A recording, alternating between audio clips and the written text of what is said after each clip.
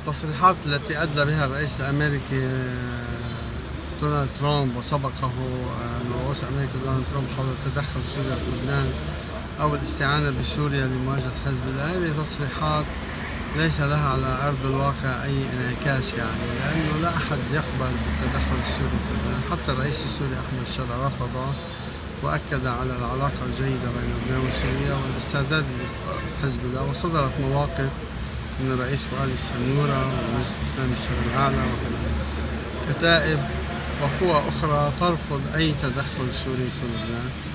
الشيء الجيد أن الرئيس أحمد الشرع في رده على هذه الدعوة أبدى الاستعداد للقاء حزب الله وإمكانية الحوار مع حزب الله. أنا برأيي هذه التصريحات هي استفزازية أو تحفيزية إذا صح التعبير، أو تخويفية من دور سوري في لبنان بعد فشل العدوان الإسرائيلي على. على كل حال هذا موضوع يحتاج إلى متابعة، والأهم تعزيز العلاقات اللبنانية السورية والذهاب إلى حوار بين حزب الله والنظام السوري الجديد.